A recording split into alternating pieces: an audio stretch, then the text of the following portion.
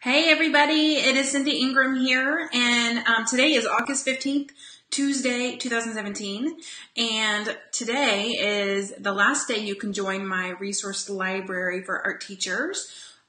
You can sign up at artcuratorforkids.com/join, and you get all sorts of amazing resources, PowerPoints, worksheets, ready to use for teaching art history and art appreciation for your middle school students and your high school students, and online trainings and all sorts of awesome things.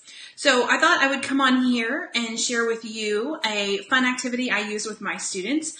And it's a really good activity for close observation of a work of art, to like really study it and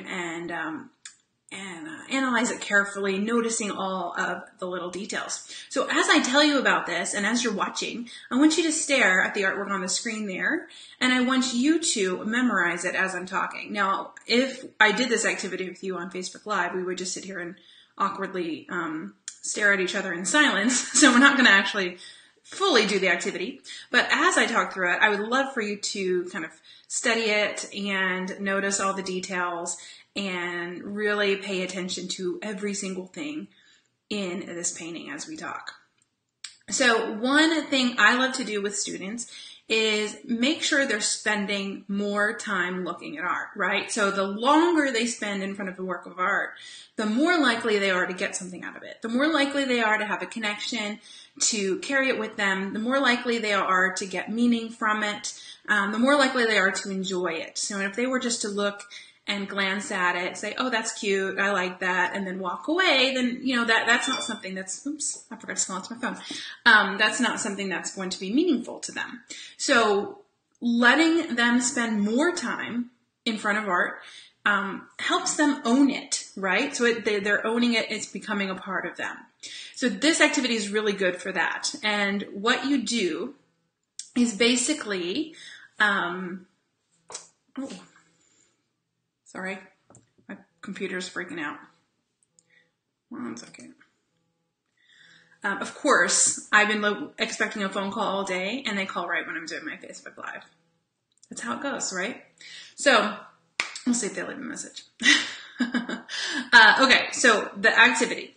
It is a memorization activity. So you put the artwork in front of them, and then you have them study it very, very carefully for a good 5-10 minutes. Like, I don't know about 10, but a long period of time. So they're looking at all the details, and you just keep pushing them to look. And if they say, oh, I've seen it all, say, no, keep looking. You're going to find something that you didn't see before.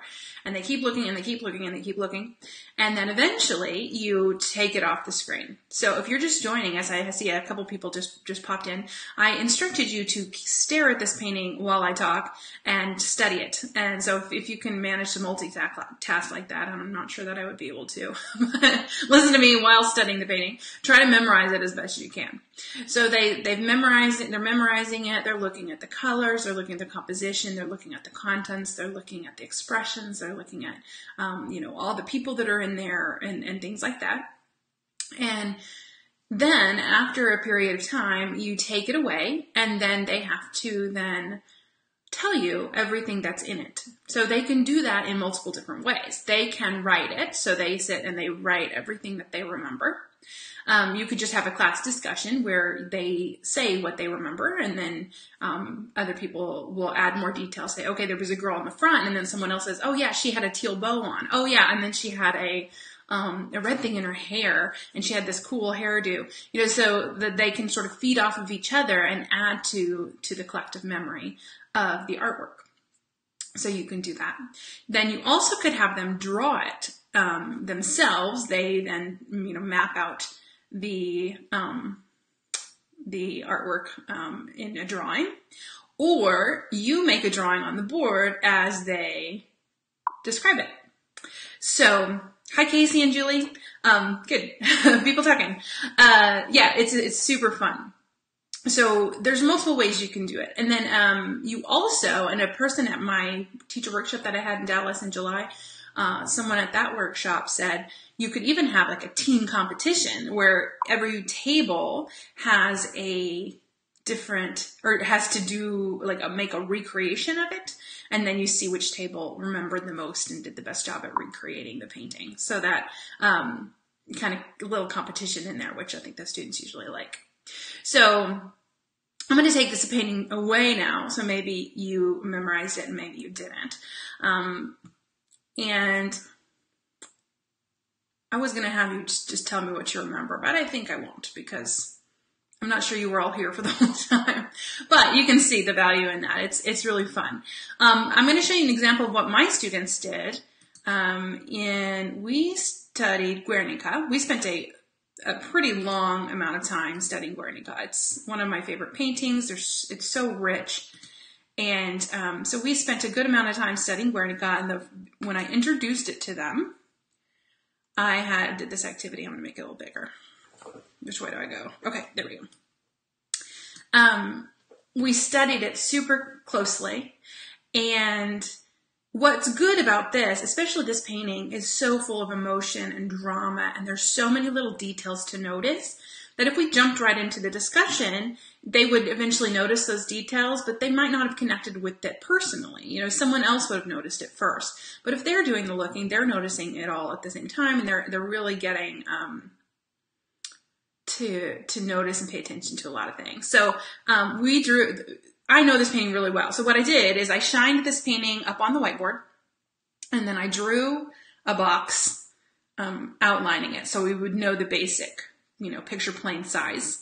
And then as they told me what they remembered, I kind of drew it in. So those are my terrible whiteboard drawings of Guernica. So they would say, oh, there was a guy in a trash can on fire. So I drew the trash can and the arms coming out, and so they would tell me, and I would draw it after they told it to me. And so some of the things are a little bit weird. So you see there's a couple places where there is, like, I can't point to the screen, but if you see like where the candle is on my drawing, right above that head, there's like a little stick figure, and there's a little stick figure out of the little spiky of the horse's mouth. Someone was like, there's a person there. And I'm like, I've seen this painting one time. I've never seen a person there. And so I just was like, all right, well, I guess you're telling me it's there. I'll draw it in. I knew they were wrong, but whatever. So we drew it all out. And then when we were done, I shined, turned the PowerPoint back on and shined it right where it was. So it's the exact same size as the original thing, so they could see everything that we remembered and what we forgot. And we remembered most of the things, which is really cool. And so then they got connected with that. They understood it, and they knew all the details. And then we could have even a more richer discussion on what the painting was about and what all those different things symbolize.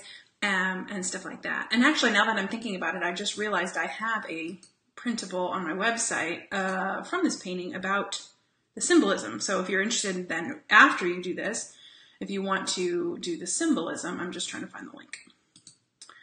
Totally forgot that it existed until just this moment. Yeah, artcreatorforkids.com/Guernica lesson. And of course, I don't have a comment box on mine. I can see yours. I can put it up on the screen. Whoa, that's big. If you go to that link, there's a printable to talk about the symbolism in Guernica too. So it's a really fun activity. Try it out. It takes a good amount of time because, they're spending all that time looking, and then, depending on what you do, the writing or the drawing or the discussion, it could take almost a full class period. If you have a 50-minute class period, it could take, 30 to 45 minutes. So super fun idea. Really recommend it. And to get more activities and ideas like that, you can join my email list at artcreatorforkids.com/list. And then also downloading that Guernica lesson will get you on my list as well. So again, my resource library is open right now for membership, where you get art history lessons, PowerPoints, online trainings, and all of that sort of stuff. So consider joining. You only have until midnight tonight. So if you are considering joining, now is the time. artcreatorforkids.com/join. So thank you guys so much for watching. I hope you try this out. And if you do, let me know how it goes. So thank you. Have a wonderful day and a wonderful start to your school year. Bye.